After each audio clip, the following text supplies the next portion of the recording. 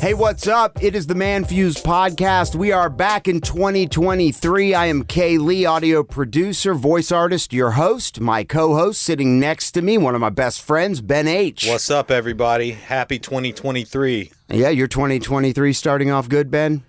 It is actually. It's starting out very good. It's, again, the continuation of momentum. Correct. So, we're in January. My new year doesn't start till April 1st, so I've still got a couple months to go. But yeah, bro, 2023 is awesome. That's what you said on the last episode. Yeah. We were talking about that. Little update on myself. My brother has made it safely back to Australia with his family. We miss him already. Yes. Today is going to be an awesome podcast, an awesome episode, because we are going to be joined in a few minutes by one of my friends. I've known him since I was 18 years old. I still have popping pimples on my face. His name is Dr. Jason Weeks. Now, when I met Jason, I was 18 and I was working as a body piercer at a tattoo shop. And one of the huge benefits, other than having girls take their clothes off in front of me, I wasn't a creep. For an 18-year-old, that's pretty solid. Yeah, absolutely. That's solid game. I had top-notch bedside manner, though. Anyway, so one of the awesome, benefits to that job was that I got to meet so many people from all walks of life. And Dr. Jason Weeks wasn't a doctor at that time. He was studying to be a chiropractor at Life College here in Georgia. So, but a little background on Jason before we get him on. Jason served in Desert Storm. He's a Marine. He's a veteran. Nice. He's also coached numerous rugby teams. He used to play rugby, and these guys... Dude, rugby's a kick-ass game. Dude, these guys are beasts, dude. Yeah. They would go to different countries and play, if my memory serves me right, and they would just wish somebody would just step out of line towards them. There would be a bar fight. Well, they live a life of high-level physical contact. So like a fight with somebody who is just some drunk guy, it's a joke. Besides rugby, he currently trains in jiu-jitsu. He's played ice hockey. He's originally from Canada. We're going to talk about what he did during COVID, in my opinion. You said he's a doctor, right? He's a chiropractor. But what he did during COVID was it was capitalism at its finest. Right. It was entrepreneurship at its finest. It was, you know what they say, you want to make money, you find a need and you fill it. Yeah. And he saw a need. And he filled it. And he's going to tell us a little bit about it. And then we're going to talk about some other things that are going on, some things that are alarming. And he's just going to offer a good perspective on things because he is a doctor and he does study the human body. Well, with humanity, there's always voids to be filled. That's what entrepreneurship is recognizing a need and filling that need, ultimately solving a problem. I think what so many people miss, dude, is they don't think that they're capable of solving the problem, but they know the solution to the problem. Dr. Jason Weeks on with the ManFUzed Podcast. What's up? How you guys doing? Man, we're doing great. So, Ben, I have known Dr. Weeks since before he was a doctor. Yeah. I was just 18 years old. A young puppy. A young puppy. What year? I started working at Psycho Tattoo in, I think, 97. 97, okay. So Jason was still in school studying to be a chiropractor. And I think at that point, when I needed an adjustment, I would go to your shitty apartment on Franklin Road. One of the great things about working where I worked was it just got me in front and the ability to meet so many different kinds of people from so many different walks of life. Like, you were going to Life College, you were coming in to get some work, you had some friends there that you had made, and so just through the relationships, I worked there, and so, that's how... And that's basically how you ended up with this job, really, isn't it? I mean, in a way. Sort of. I mean, without, spending a great deal of time, I decided when the market crashed in 2008 and I was doing real estate with Ben that That's right. I was like... Oh, you and Ben did real estate together. Yeah, nice. we were trying to put big deals together, and then the bubble burst. And I was like, well, I'm bored. And I was like, I want to be on the radio. And so I called up this chick that used to be on the radio who I pierced and was like, I want to be on the radio. And she goes, I've been telling you that for years. She's like, I don't know if I can get you a job, but I can give you a name and you can go talk to him. And I went in there and I was like, when do I start? I I had to pay my dues, just like at the tattoo shop. I didn't get paid for years almost, you know? And here we are with my very own podcast. God, have I grown. So, Jason, like I was... But Chris, you got to understand something. So let's take it back. So I got here in 93. I got out of the Marine Corps. I was in Hawaii, and I wanted to stay there. And I was playing rugby. You know, I was growing my hair long. I'd been out for about 8 months. When you get out of the military, you've got a year to the day that you get out to ship all your shit off the island, or you're stuck there, or you pay for it yourself. So I was in this 12-month window of thinking that I was going to stay in Hawaii. I loved it there. I didn't have anything going on anywhere else, and I wanted to stay. I fucking loved to surf, and I was enjoying Hawaii as a civilian instead of as a Marine, right? I'll let you read into that a little bit. So I'm playing rugby at Kapolei Park, and this couple walks up to me and says, hey, and I didn't look like all the Samoan boys I was banging with out there.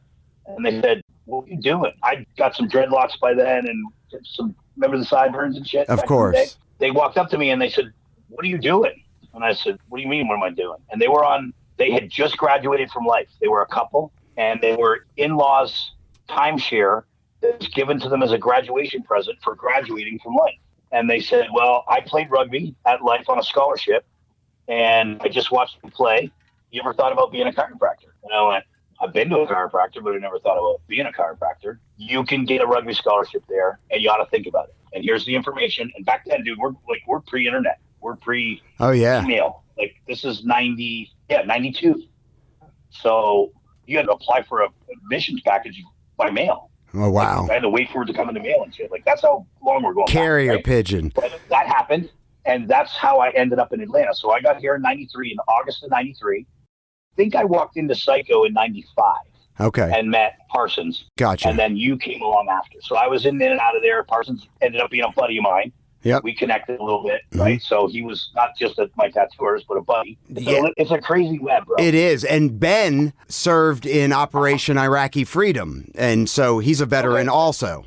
Yeah, so Ben, I was a Desert Storm guy. I was I went the first time around.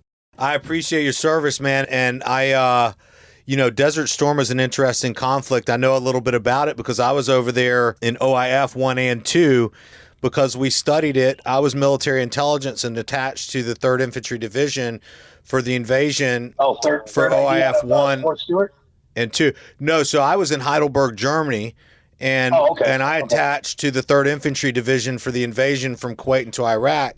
And we studied all the old battle maps from Desert Storm to determine our entry points. I did Task Force Ripper in Kuwait. Were you part of the sweep?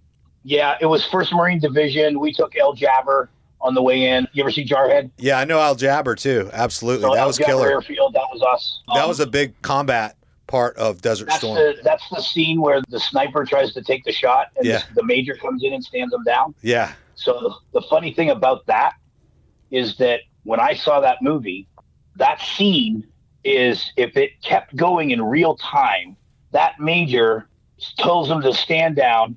The Harriers come in and bomb it.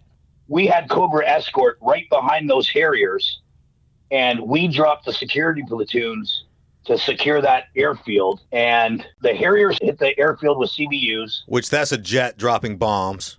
The Harrier is a jet and the CBUs are bombs. And then the Cobra escorts rocketed some of the bunkers of some of the gun stations on that base. Yeah, and what he's talking about is the Cobra helicopter and helicopter rockets. We landed the Marines into that to take that airfield. Nice. So if that movie had kept going from that point where he stands the sniper down and he gets all pissed off, you guys were rolling in. Probably on the ground dropping through. I was a 53 guy. That's awesome. I was a gunner on a 53. I love it. I love it. And what's a 53 for us non? Oh, sorry. CH-53, the big Sea Stallion, the big transport helicopter. Oh no, it's the Navy's transport.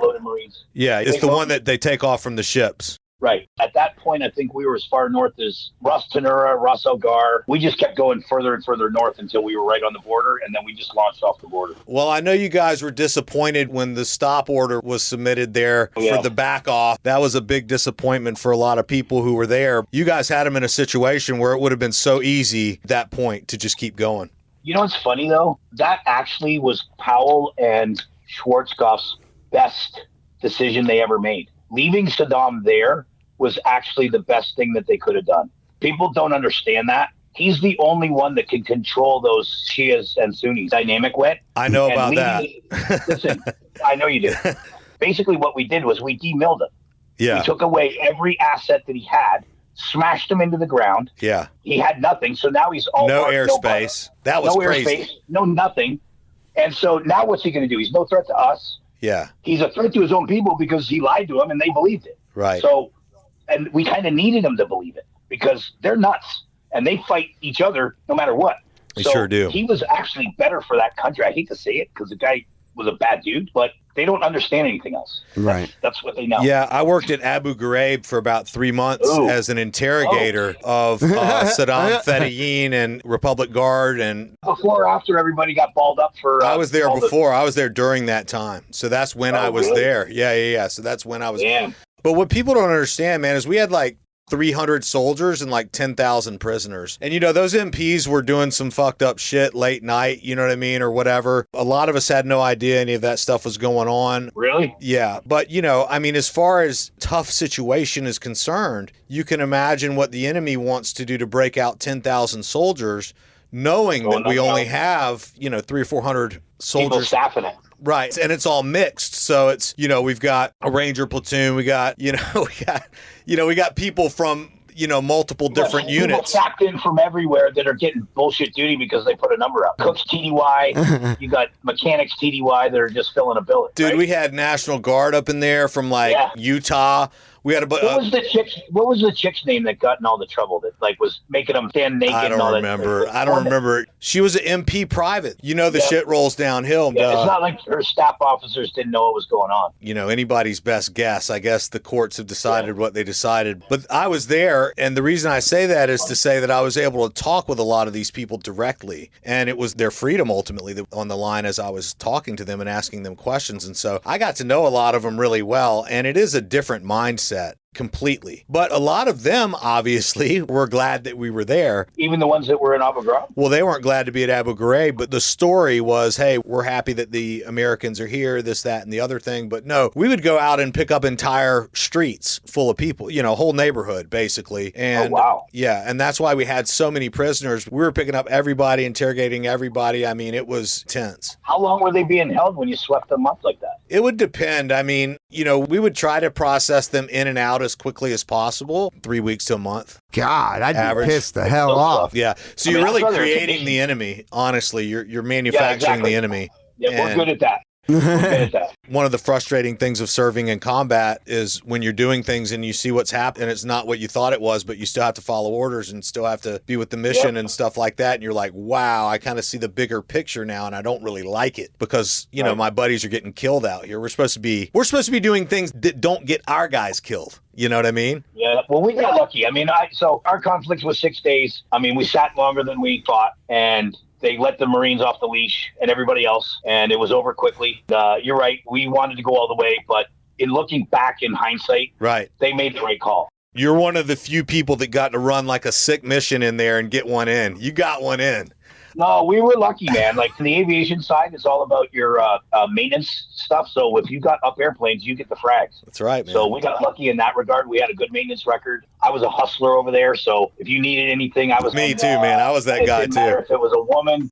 Didn't matter if it was some liquor. It didn't matter if it was a mattress. I stole Embarks boxes full of shit that I didn't even know what was in them, just to find out what was in them, to see if I could trade it for something. I was a hustling motherfucker, man. Hey, I thank you both of you guys for your service, but we could probably talk about this for another hour. Yeah, we could. So I was telling you, Ben, we were talking the other day and talking about COVID, because I hadn't spoken with Jason in nearly 10 years or longer. And he was telling me that during the lockdown, you know, they were sitting around because people weren't going in for physicals. People weren't going to get adjusted. And so Jason was sitting there going, what the fuck? We need to get people into our business, right?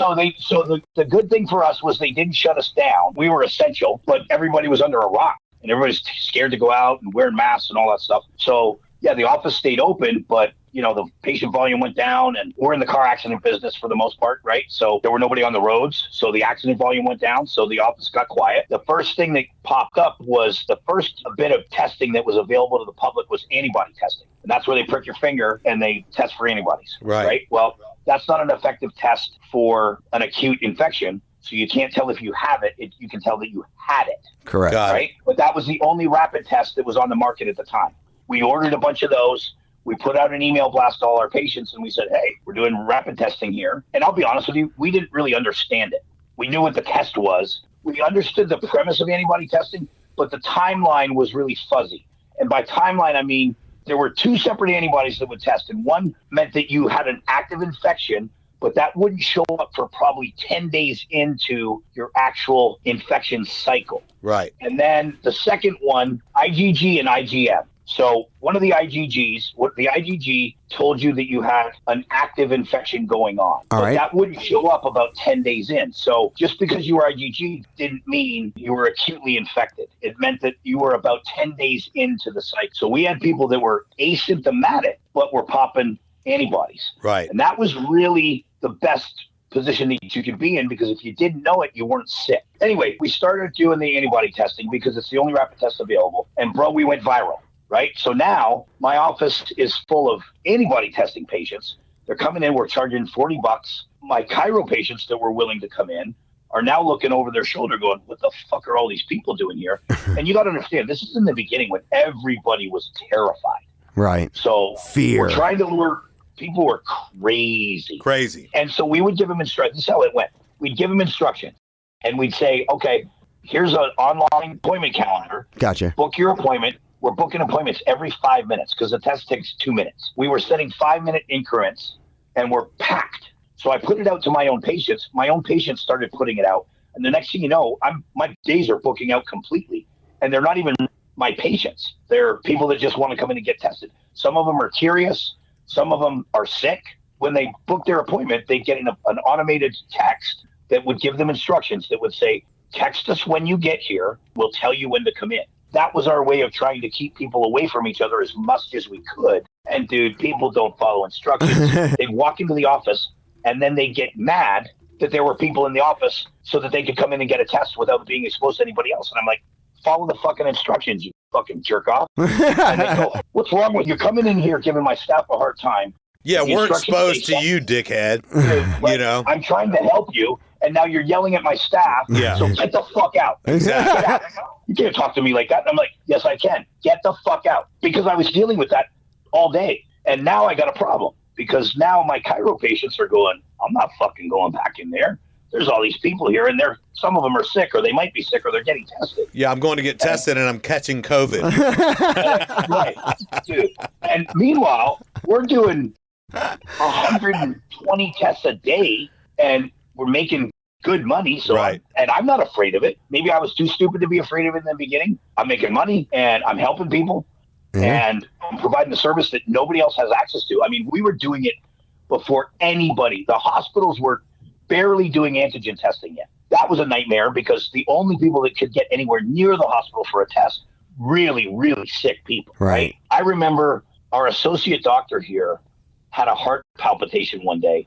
I threw her in my truck. I took her to the little Wellstar urgent care. We walked her in. They put a 12 lead on her, and she had an arrhythmia. So they said, here's a pass to the ER. Take her to Kennestone. We go whipping over there. And this is pre-COVID. This is right as COVID was hitting and nobody knew it.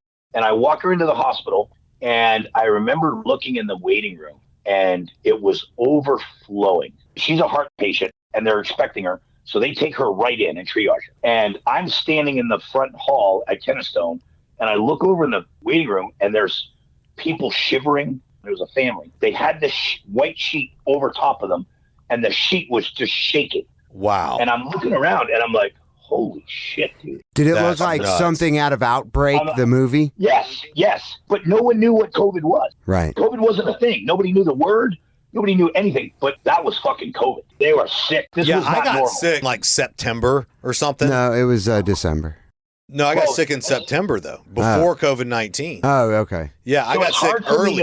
It's such a blur for me, like the calendar and stuff, because it's 2022. Like, wasn't it early, like January of 20 when it hit? Yeah, basically. This was December of 19. Like November of 19, it was being discussed and talked about, and it was this thing, and it was coming here, and Right. It was known in China that there was a virus that was spreading. Correct. Trump shut down travel and, I walk into this ER and I don't know anything about COVID, never heard of it. Yeah. But I look at the thing and I look at her and she's like sitting in a chair getting a workup. And I look at her and I'm like, and they're saying, sir, you can't stand there. You got to go sit down. And I'm like, I'm not fucking going in there. I'm like, no fucking way. Dude, a lot of people got sick early. They really did.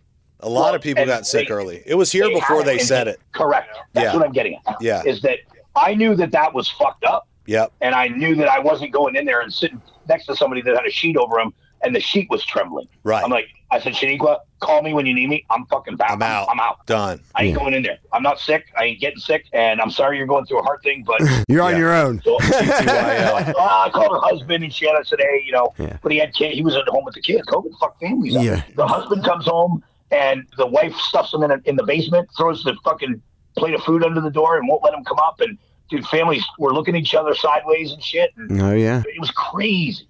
Yeah, it was. Crazy. The level of sensitivity to it, initially it was treated like it was Ebola or something, like 20% or 10% of everybody that got it was just going to fall dead in the street. They had all the videos from China where people falling over in the street and shit. I mean, it was promoted as this like vicious thing. But here's the thing. That's exactly what they wanted. Looking absolutely, back on it, that's exactly what they intended. Yep. They were perfectly happy to have that happen. Dude, I agree. It was intentional. Then you said, all right, fuck it. And you expanded. You rented out the space next door to your practice. So that's where we ended up, right? So now I got a problem because now I got more COVID testing patients than chiro patients. That wasn't the plan. I was trying to do a service, make people feel comfortable about coming to the office and basically throwing in the fucking antibody test to get my business back up and running. It got to a point where my business was suffering because I had too many, but I was making money. So my partner and I said, hey man, there's too much money coming through the door. 3 units down from our office in our shopping center. We're on Windy Hill in Marietta.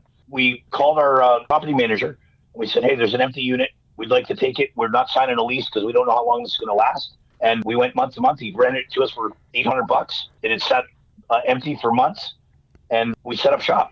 That's and awesome. we had it open probably within 2 weeks. That's capitalism right there. It's awesome. And it ended up being a lab. So we got CLIA certified. We started antigen testing eventually rolled around. So now we can really help people because now we can do antigen. And antigen will tell you if you got it. Antigen will get you on an airplane. Yeah. Antigen will PCR. We went full bore. We expanded as we went. And next test that was available, we jumped on it. We ordered them. We got them going. So it got to be where we had this giant menu. We had antibody testing, we had antigen testing, we had PCR testing, all rapid. So we could do anything and we could do same day results. You'd get a report sent out, CLIA stamp on it if you need to go international travel. So out of the blue, Cobb Labor Department hits us up and they're like, you need to be reporting. Reporting what? They're like, the results. We're like, what do you mean? I mean, we didn't know what we were doing. Right. We figured out what to do. So it was a process. But in the beginning, it was like, report what? It was mandated. We had to put a sign on the wall saying, hey, if you get tested here, like we have to report your negative or positive result. And a lot of people were like sketched, like they didn't want anybody knowing. They wanted a database. Well, it was all about skip tracing. Let me ask you this. When you say reporting, they require the name of the person attached to the result? Name, address, phone number, fucking everything, dude.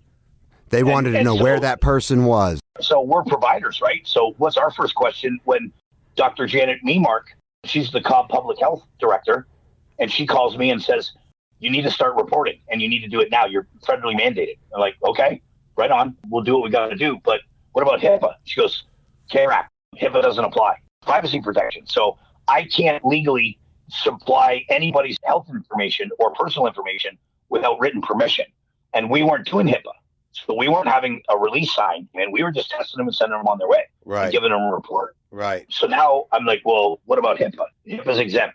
So what's the difference between like a patient who is protected under HIPAA and one that is not? As a provider, I have a federal obligation to protect your privacy if you're under my clinical care. Okay. Personal protection. I really don't even know. It's just HIPAA, right? Yeah. But HIPAA says that if you come into my office, I don't share your clinical information or personal information with anyone without your written consent and your direct written consent. Right. So unless you've signed a document that says, I give Dr. Weeks and his clinic. Yeah.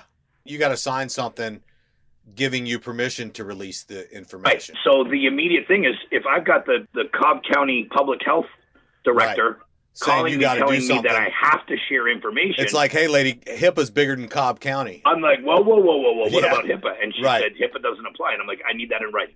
Yeah, And yeah, I'll okay, I gladly get it report, now. Now I get it. Got it. But I'm not reporting until I know that I'm legally allowed to report. Yeah. And she was right. There was a federal, by then They they had waived gotten out with all the federal mandating. Again, it was all about skip tracing. Yeah. They wanted information so that they could skip trace. and Which, that's- they dude, were is some using phones. creepy shit to do for a cold Yeah. or the flu. Yeah. We're going to skip trace your yes ass. and no, right? COVID's real. I'm treating patients. I'm in and out of my lab all day long. Right. There's people testing positive, Yeah. and I didn't get it. So I'm like, there was all the stuff about O negative blood and blood typing and stuff. And I was really sold on the fact that O negative was very resistant, and I'm O negative, Mhm. right? And you know this, Ben. O negative's the rarest. Yeah, it It's the is. universal donor, That's right. but I can only accept O negative. Mhm. So I'm the guy that can fucking help everybody out, but I That's can right. only receive O negative. So in the military, fucking they used to come and tell us who in our unit, you, and you, get to fucking know each other. That's right. Because if something goes down, you're saving his life or vice versa. Yeah, exactly. So that made it more difficult to penetrate, and it really was looking data-wise, because I would start anecdotally asking, and then I started asking routinely. So I started getting really into the data in the lab. Mhm. Right? Now, again, we were making money. I was probably doing about 120 tests a day average. Wow. That's not by no stretch is that the big labs that were doing thousands of tests a day, Sure. tens of thousands of tests a day. 'cause That's a that was lot of going on people all to over do, the though. country.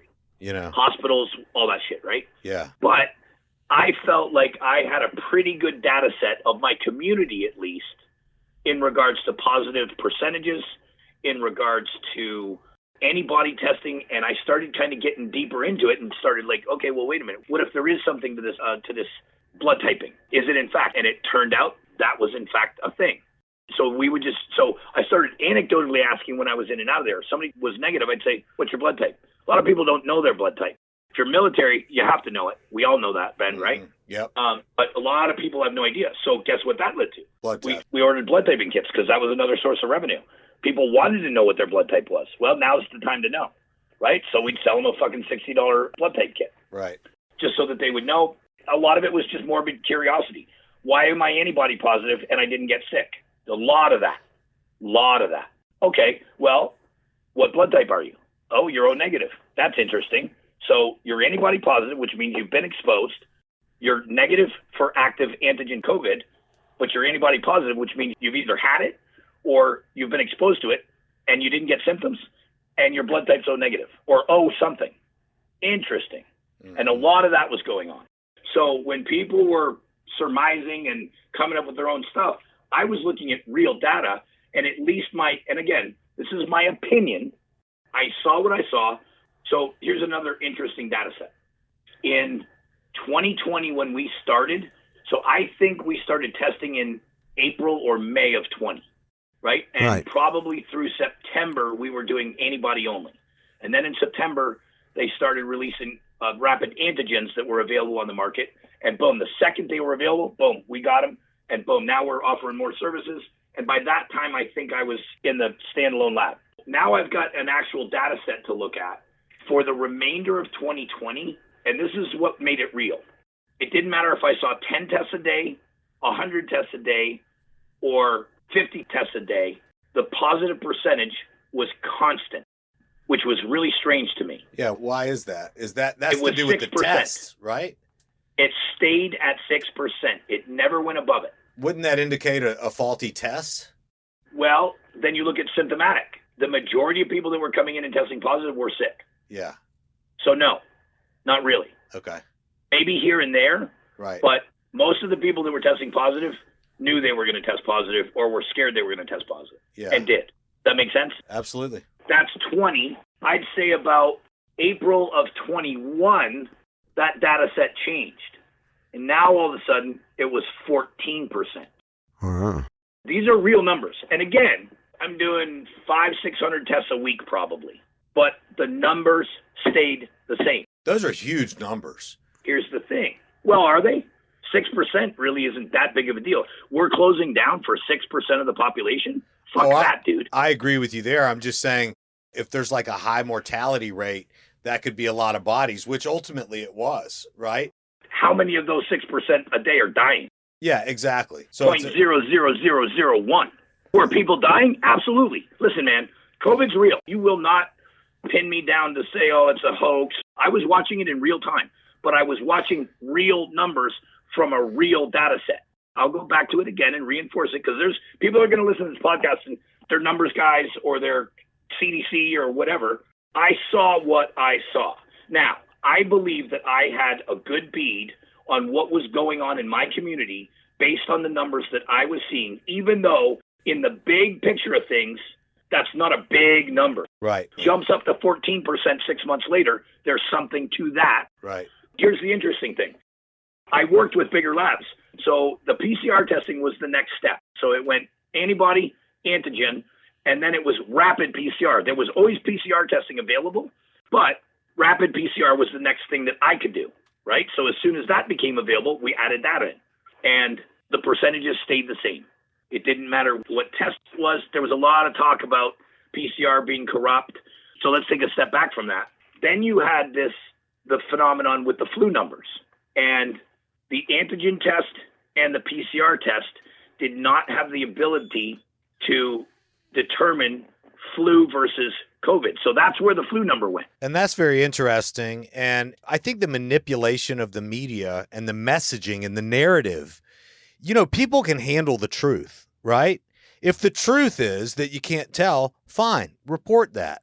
But, the whole thing is like, oh, the flu's just gone. Don't worry about it. It's like, what? Well, anybody that thinks that the flu just disappeared overnight when it's been around for fucking a century or more is not thinking critically. It's bananas. And there's so much about this that's bananas.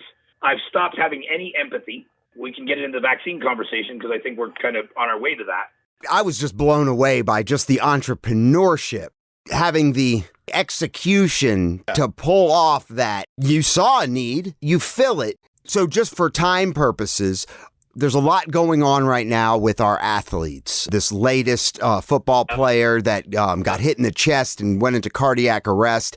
Ben sent me some audio. We have a player down on the court. We'll try to get more information. Johnson taken out on a stretcher and rushed to local Tallahassee Memorial Hospital. Leading cardiologist says cluster of collapses in footballers likely to be just a coincidence, a terrible coincidence at that, but just a coincidence. Yes, just a coincidence. One of their high school football players died. 17-year-old Everest Romney, he had 2 blood clots inside his brain. Doctors baffled after 16-year-old football player and wrestler suffers a stroke and blood clot in his brain. 17-year-old high school student dies suddenly after suffering critical medical emergency during flag football game. 16-year-old high school football player collapses and dies after suffering medical emergency during practice. Family and doctors are baffled by the sudden and unexplained death of a 16-year-old Stanford high school football player. Buffalo Bills safety DeMar Hamlin in critical condition after collapsing on the field during the game. He was administered CPR before being taken away in an ambulance. 12-year-old Jason Kidd collapsed during warm-ups at basketball practice. He died a short time later. A South Carolina high school football player has died after collapsing at football practice. Isaiah Turner died yesterday following a, quote, sudden catastrophic medical event. 17-year-old Philip Laster Jr. collapsed while practicing football on Monday. A 16-year-old student from West Catholic Preparatory High School collapsed while warming up for a scrimmage in Chester County. 2 young athletes, the latest to die suddenly. Watch the videos get longer and longer of athletes dropping on the basketball court, the soccer field, the hockey rink. There isn't anybody that now doesn't know of someone that's dropped dead of this, okay? I'll give you 4 examples right now of my personal connection to this very thing. I mean, this is the real tragedy of COVID. This is the real tragedy. So listen. In my opinion. And I saw it, dude. I'm going to tell you this. We've all been ostracized and accused of fucking being irresponsible and how dare you. It's your civic duty to fucking get vaccinated and whatever. Right. Okay, well, I ask questions. I think critically. That's right. But this is my opinion. I'm not going to frame it. I'm not a specialist. I'm not a public health specialist. I'm not a fucking pathologist. I'm a chiropractor, so I know my place. That's right. But I'm not an idiot. I'm a realtor, and I saw the shit clear as day. You're not an idiot, right? You know what I'm saying? Okay. I mean, so some of us are capable of critical thinking, and this got political, this got fucking personal, but let's look at facts. I went to a Memorial Golf tournament last Monday for a Canadian kid whose father and mother went to life with me, and I played hockey with Ross Jeske and his wife Val. They graduated, they moved back to Canada. Their son was born here in Marietta while they were going to school. He went back to Canada. He grew up in Calgary. He played junior hockey up there. So he played in the WHL, I think.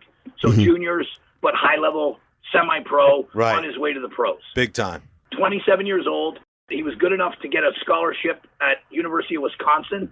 So he went to Eau Claire or wherever that school is up in Wisconsin, played college hockey, came down to Atlanta to play hockey at Life and to go to school to become a chiropractor just like his dad, Jacob Jeske. Look it up. You can Google him now and fucking confirm it. He's probably passed 2 months ago now. That's horrible, dude.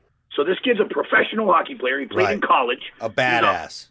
He's an athlete. He's an elite NCAA athlete. You guys know the Cooler? Yeah. Yeah. So he's in Alpharetta playing hockey in the Wednesday night skate, which is the pro skate. You're only allowed if you've played at a high level. He goes out for his skate. He plays his game. And he FaceTimes his dad in Calgary on the way home. And he says, Dad, my fucking chest is a little tight. I think I need to fucking axe the fucking Starbucks before the game.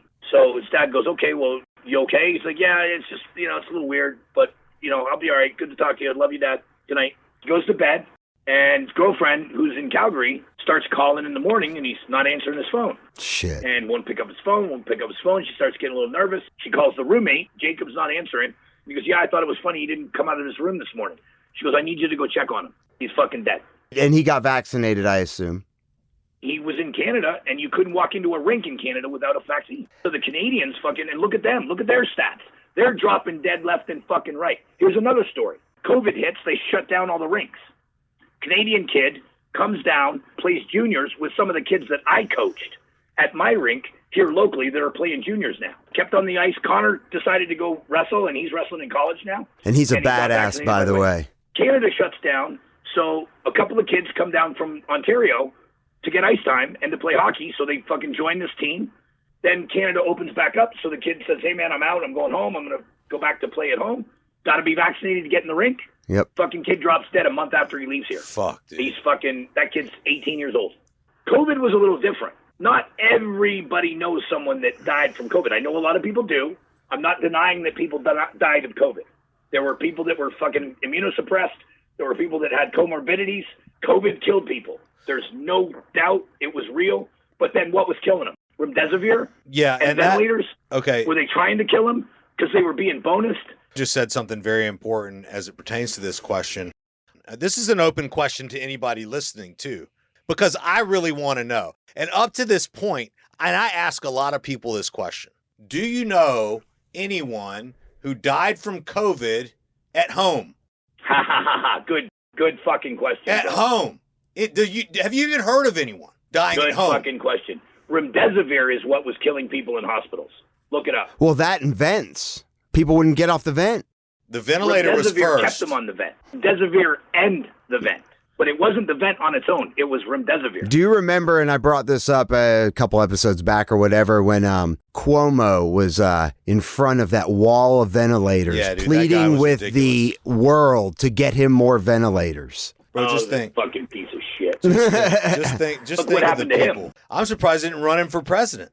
All these big fucking heroes have just fucking disappeared. So to that question, I mean, do you know of anyone who died at home? Have you heard of that? Bro, that's a goddamn good question. Sorry to say it like that, but holy shit. Just like the story you just told about the vaccine, we don't have any stories about that from people with COVID. Everybody died alone without their family member in the hospital with COVID. Alone.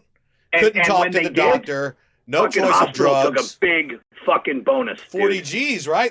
Oh, it was like 21,000 or something, bro. There's all kinds of numbers floating around. The number I had, just don't quote me on it, I heard it was a $21,000 deal for putting them on the vent or something. Yeah. And then an even bigger one for the remdesivir with it. My uncle got it. And this is my uncle by marriage to my dad's sister. So this is not a blood relative. It's a married relative. My father's passed away years ago in a plane crash. His sister's the surviving aunt. She's got a immunocompromised husband, diabetic, all the comorbidities, COPD, everything, smoked for years. So he's high risk for COVID. She was terrified the whole time. He finally gets it. And she calls me and says, hey, I know you know stuff. What's going on? And I said, do not. He was hospitalized at that point. Breathing, the COPD was bad. To be honest with you, I'm shocked he made it. I said, Louise, do not let them put him on remdesivir. They're doing that now. And I said, stop. Oh, my God. Stop them. He'll be dead in 2 days. Wow. Get him out of there. Do not give them permission. And she said, oh, my God, I'll call you back. And she stopped it. And some people aren't strong enough to stop it. Some people are just going to hope for the best. And well, not only that, the doctor's telling them, giving them good advice. Some people's family members weren't allowed in and to make that call to discuss the protocol. So my aunt, they weren't even to told. This day, and this is 2 years ago now, says, Jason, you saved his life.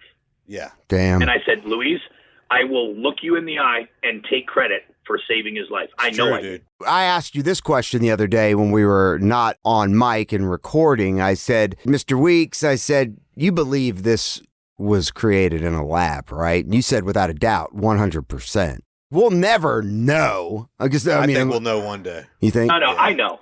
And I think there's going to be accountability. Bro. And I know who they are. And I'll never forgive them forever. Fuck them forever is how I feel. That's the irony now, right? We're not the only ones that know. There's a lot of people had to change their tune now, right? And they want the story to just go away. No, fuck pandemic you. amnesty, right? Told me that I should be in jail because I wasn't fucking doing my civic duty. You told me that I was being irresponsible for not vaccinating my children. You know what you did? You fucking sterilized your kids. Wait till the fucking fertility fucking 100%. Numbers come out. Data set isn't available yet. That's right. And you know what? I'm going to be honest with you, man.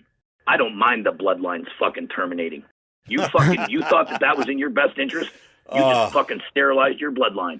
I couldn't agree with you more, but I think there has to be room, and I think that there is room for people to come and say, listen, I was tricked by this. I thought one way. I was wrong. I didn't realize this. People were telling me, I want to apologize and I want to be on the other side now. I think there's room for that, but it's happening, but not at the rate it should be. I was just going to say, how many people have actually come forward and said, I'm sorry. Few. You were right. Very few. And it's always private. Very fucking few. Yeah. Very fucking None few. Publicly, dude. And you know what's funny? They almost can't at this point because they went so fucking deep. Yeah, I was about to say.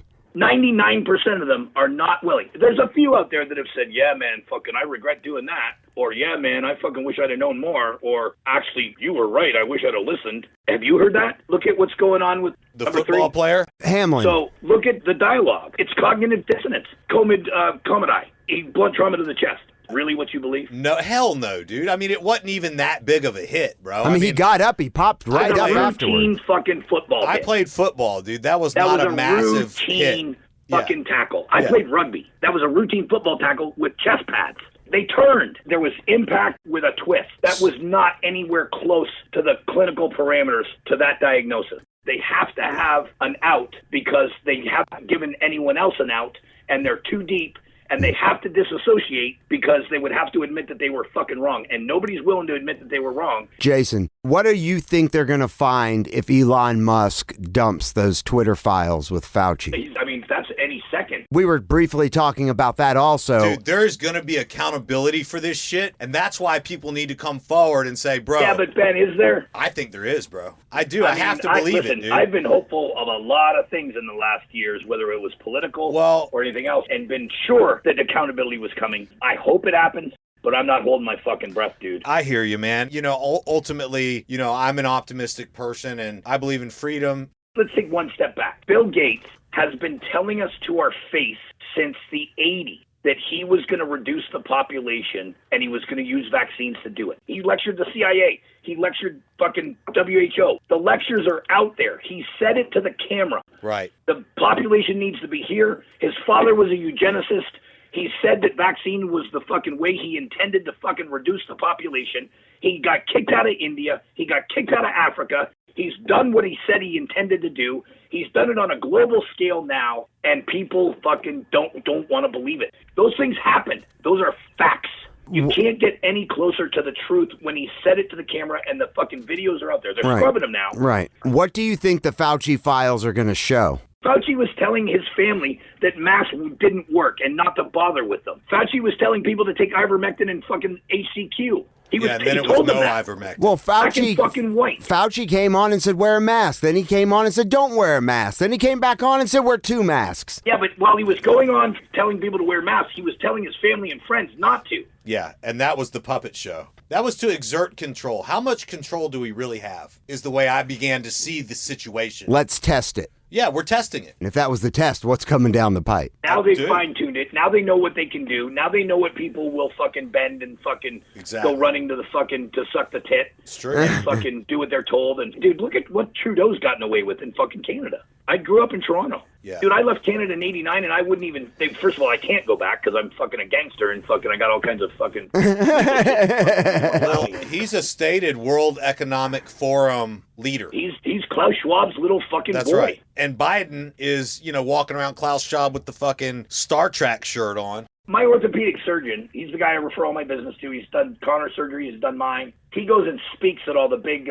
He trains the fellows at Emory, right? Right. When he speaks at these, big symposiums and stuff and conventions, Canadian doctors don't even know what it's like to do a repair that's a week old. And that's all Karis does. Treats athletes, rip their patella tendon, they go down, and within a week they're having surgery.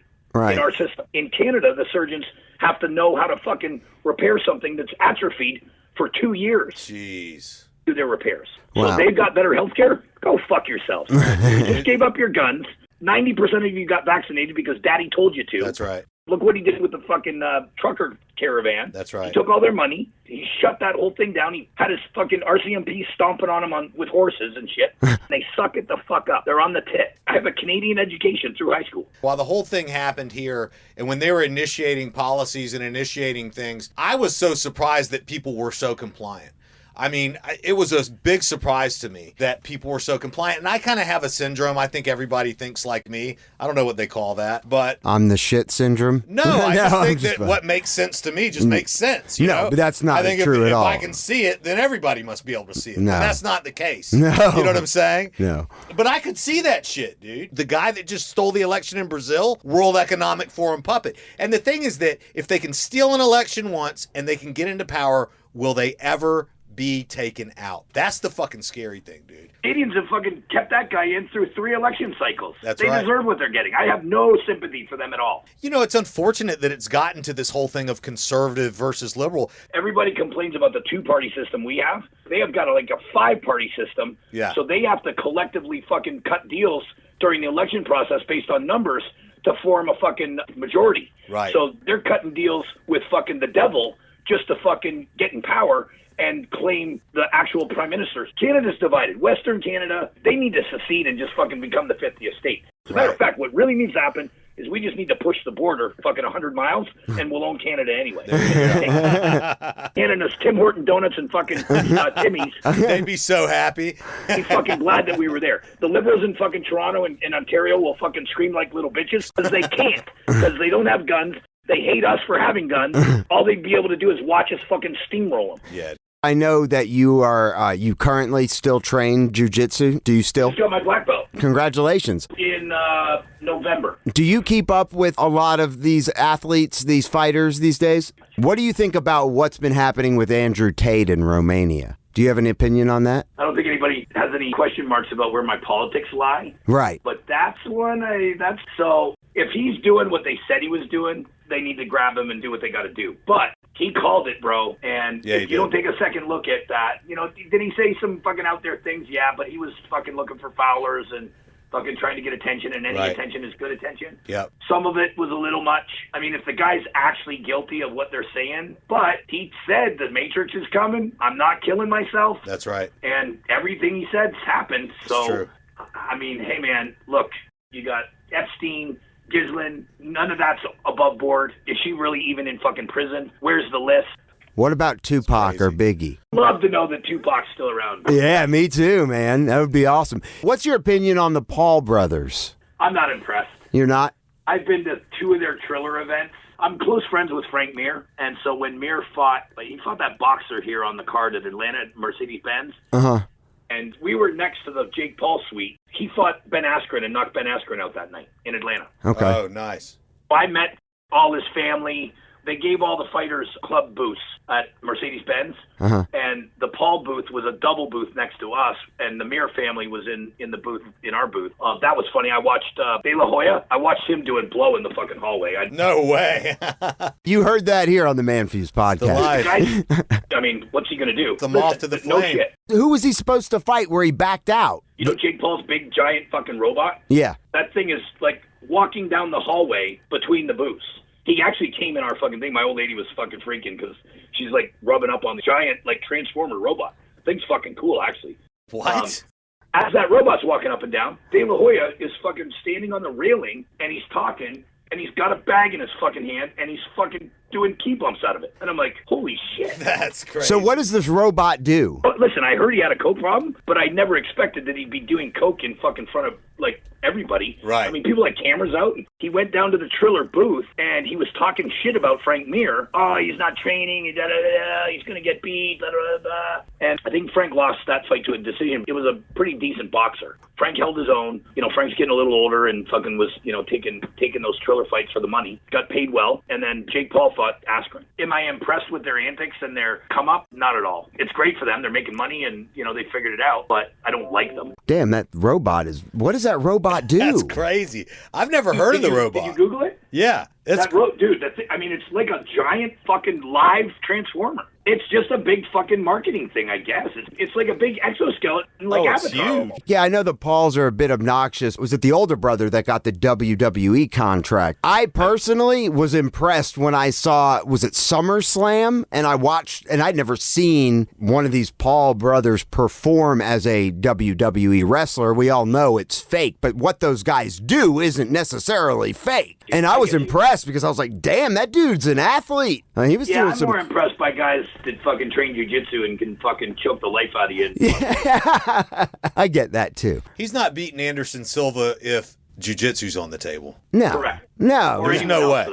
He's not beating anybody if jiu-jitsu's on the table. Maybe someone. I mean, he's an athlete. He can train it, he right? He beat me, right? Yeah, I mean, he beat my yeah. Okay, so here's the thing. Listen, man, the guy's undefeated or whatever. I won't spend money on that stuff. I'll watch it on YouTube if it comes up. I'm unimpressed by the, you know, is he training for real? Yes. Is he a decent athlete? Probably. You know, any fucking 25-year-old kid, if they train, is going to get reasonably decent eventually. Right, absolutely. Rumors about diving and the contract. I mean, Tyrone Woodley twice and taking the, I mean, I don't know, bro. There's a lot of key things that add up to it being bullshit. I'm 52 years old. If somebody came up to me right now and said, fucking, I'll give you fucking $5 million to fucking get cracked in the mouth and fucking go down, I'd do it in 10 seconds. Fuck yeah, dude. Am I going to fucking knock anybody for doing it? Make your money, do your thing. It's fucking all entertainment anyway. Everything's fixed fucking these days anyway. Don't care. Hey, Jason, we got to wrap it up. Thank you for your time today, Dr. Jason Weeks. I'm also going to post links to your practice and any information about you. Happy New Year, brother. Happy New Year. Great catching up. We covered a lot of ground there. Support the show if you can. Check out our ManFUzed Gear that Ben H. has been working hard at. Please join the show by hitting us up